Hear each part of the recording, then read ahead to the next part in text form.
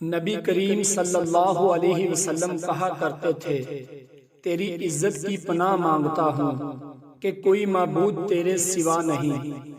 تیری ایسی ذات ہے جسے موت نہیں اور جن و انس فنا ہو جائیں گے۔ ہم نبی کریم صلی اللہ علیہ وسلم کے ساتھ ایک سفر میں تھے، اور جب ہم بلندی پر چڑھتے تو تکبیر کہتے۔ اس پر نبی کریم صلی اللہ علیہ وسلم نے فرمایا کہ لوگو، اپنے اوپر رحم کھاؤ، اللہ بہرا نہیں ہے اور نہ وہ کہیں دور ہے۔ تم ایک بہت سننے، بہت واقف کار اور قریب رہنے والی ذات کو بلاتے ہو۔ پھر نبی کریم صلی اللہ علیہ وسلم میرے پاس آئے۔ میں اس وقت دل میں لا حول ولا قوت الا باللہ کہہ رہا تھا۔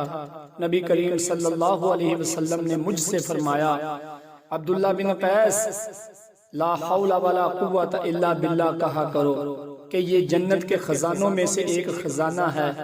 یا آپ صلی اللہ علیہ وسلم نے فرمایا کہ کیا میں تمہیں یہ نہ بتا دوں؟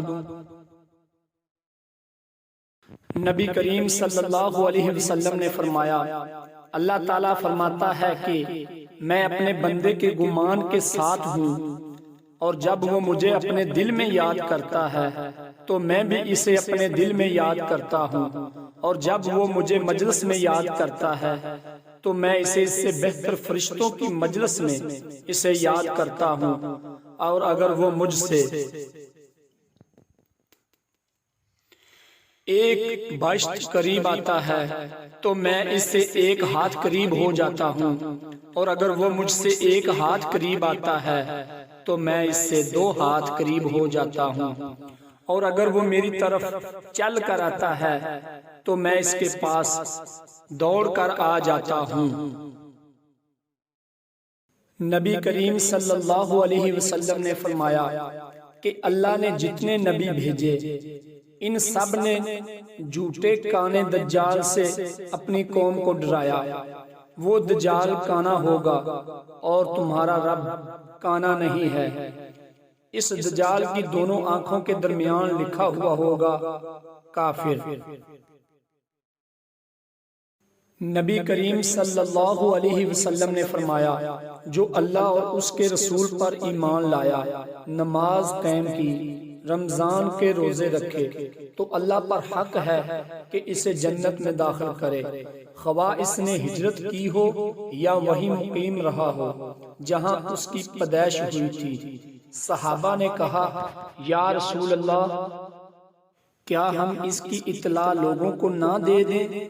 نبی کریم صلی اللہ علیہ وسلم نے فرمایا کہ جنت میں 100 درجے ہیں جنہیں اللہ تعالیٰ نے اپنے راستے میں جہاد کرنے والوں کے لیے تیار کیا ہے۔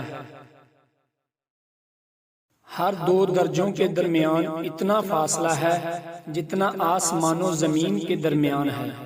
پس جب تم اللہ سے سوال کرو تو فردوس کا سوال کرو، کیونکہ وہ درمیانہ درجے کی جنت ہے اور بلند ترین، اور اس کے اوپر رحمان کا عرش ہے، اور اسی سے جنت کی نہریں نکلتی ہیں۔ رسول اللہ صلی اللہ علیہ وسلم نے فرمایا، جب تم دعا کرو تو عزم کے ساتھ کرو، اور کوئی دعا میں یہ نہ کہے کہ اگر تو چاہے تو فلاں چیز مجھے عطا کر، کیونکہ اللہ سے کوئی زبردستی کرنے والا نہیں۔ رسول اللہ صلی اللہ علیہ وسلم نے فرمایا، مومن کی مثال کھیت کے نرم پودے کی سی ہے کہ جدھر ہوا چلتی ہے تو اس کے پتے ادھر جھک جاتے ہیں، اور جب ہوا رک جاتی ہے تو پتے بھی برابر ہو جاتے ہیں۔ اسی طرح مومن آزمائشوں میں بچایا جاتا ہے، لیکن کافر کی مثال شمشاد کے سخت درخت جیسی ہے کہ ایک حالت پر کھڑا رہتا ہے یہاں تک کہ اللہ جب چاہتا ہے اسے اکھاڑ دیتا ہے۔ میں نے رسول اللہ صلی اللہ علیہ وسلم سے ایک جماعت کے ساتھ بیعت کی۔ نبی کریم صلی اللہ علیہ وسلم نے فرمایا کہ میں تم سے اس بات پر بیعت لیتا ہوں کہ تم اللہ کے ساتھ کسی کو شریک نہیں ٹھہراؤ گے، اسراف نہیں کرو گے، زنا نہیں کرو گے، اپنی اولاد کو قتل نہیں کرو گے، اور من گھڑت بہتان کسی پر نہیں لگاؤ گے، اور نیک کاموں میں میری نافرمانی نہیں کرو گے۔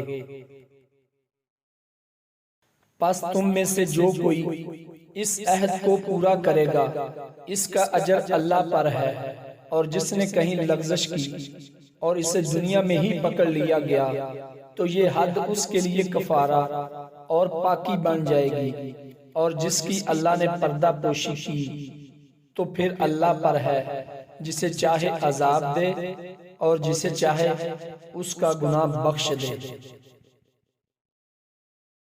رسول اللہ صلی اللہ علیہ وسلم نے فرمایا، ہر نبی کی ایک دعا قبول ہوتی ہے، تو میں چاہتا ہوں اگر اللہ نے چاہا کہ اپنی دعا قیامت کے دن اپنی امت کی شفاعت کے لیے محفوظ رکھوں۔